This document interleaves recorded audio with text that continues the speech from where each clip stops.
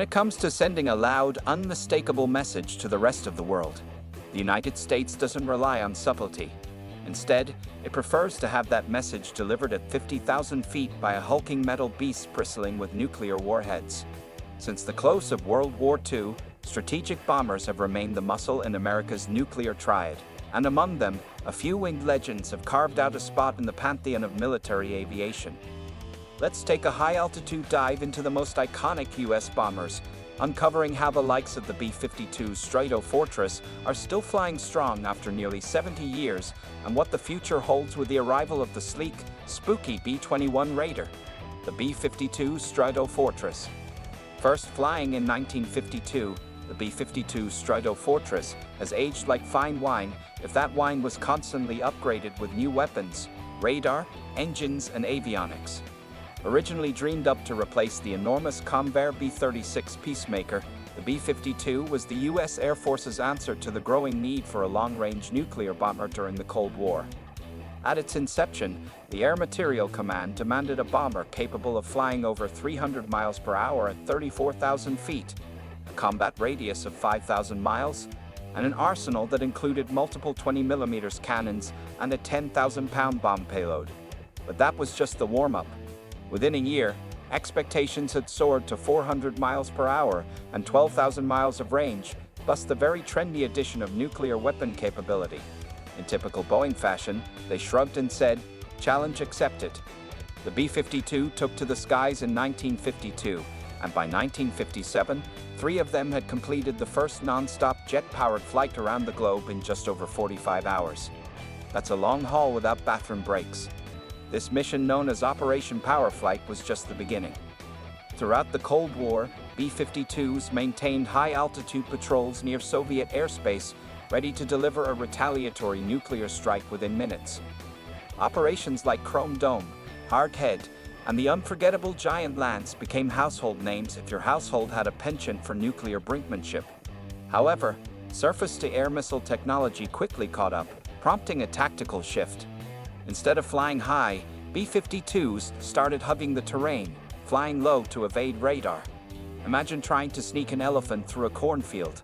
That's the kind of stealth we're talking about. These lumbering leviathans weren't just nuclear mailmen. They were also masters of surveillance, anti-ship operations, and even oceanic mine deployment. 2 B-52s can survey 140,000 square miles of ocean in just 2 hours. That's more area than some countries. Today's modernized B-52H variant boasts a top speed of 650 miles per hour, a combat range of 8,800 miles, and an operating ceiling of 50,000 feet, and don't think they are retiring anytime soon. In the early 2030s, the B-52J will enter the scene with snazzy new upgrades, advanced radar, cockpit displays, smart pylons, and Rolls-Royce F-130 engines. These upgrades are expected to keep this big, fat, ugly fellow flying into the 2050s. He may be old, but he's still got swagger. The B-1 Lancer.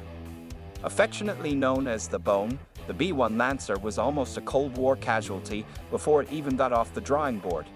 Initially developed in the 1960s to follow the B-52, the program was abruptly canned in 1977 by President Carter, largely due to the sky-high costs. But like a true action hero, the B-1 made a dramatic comeback in 1981 when President Reagan decided, why not both, and revived the Lancer alongside the stealthy bomber program that would eventually become the B-2. By 1982, the B-1 had been reimagined. Engineers opted for fixed intake ramps to reduce radar visibility and traded a bit of speed for stealth. The B-1B could hit Mach 1.25 at high altitudes and Mach 0.92 down low, while also increasing its takeoff weight to a whopping 477,000 pounds, just a hair under the B-52's 488,000-pound limit. But just when it was ready to flex its nuclear muscles, the Soviet Union collapsed, prompting the US to rethink things. By 1995, the B-1's nuclear mission was removed, and modifications were made to permanently eliminate its nuclear capabilities, well, at least for now. Still, don't count the B-1 out.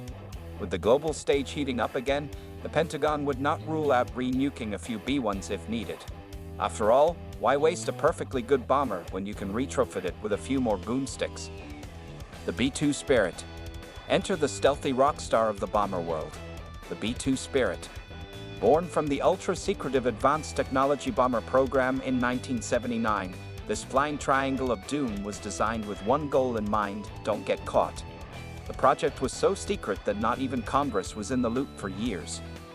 Engineers operated under top-secret clearances, facilities were revamped beyond recognition, and components were purchased through shady-sounding shell companies. Employees were regularly polygraphed, and military brass showed up in civilian clothing. Basically, it was like a real-life Area 51 with better parking. When the B-2 finally emerged from the shadows in 1988, it shocked the world.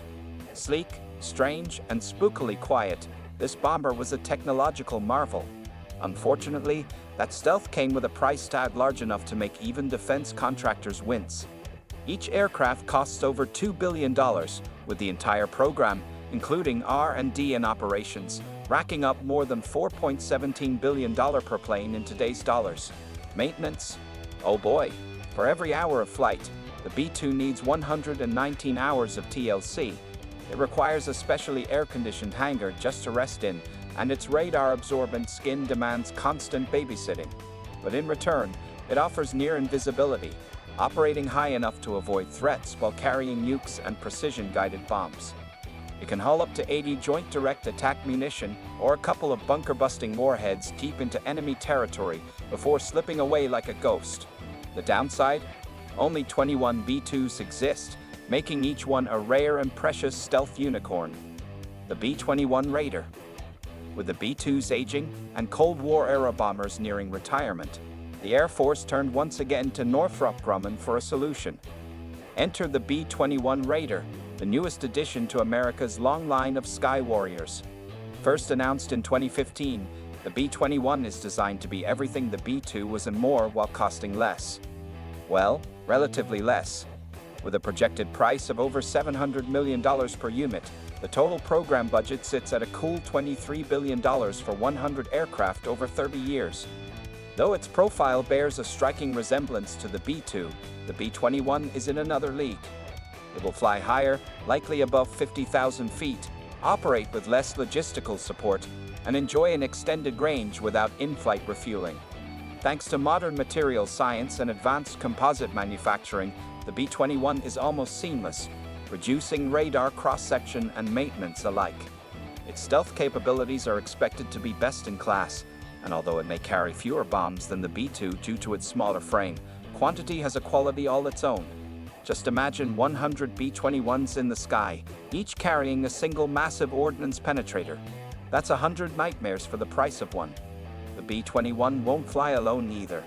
It will coordinate missions alongside swarming drones, AI systems, and sixth-generation fighters as part of the Next Generation Air Dominance (NGAD) initiative. Think of it as the bomber version of the Avengers. So, which bomber wins the crown? Trying to pick a favorite bomber is like trying to choose your favorite superhero. The B-52 is your dependable, battle-tested veteran. The B-1 is the tough guy turned softy who can still throw a punch.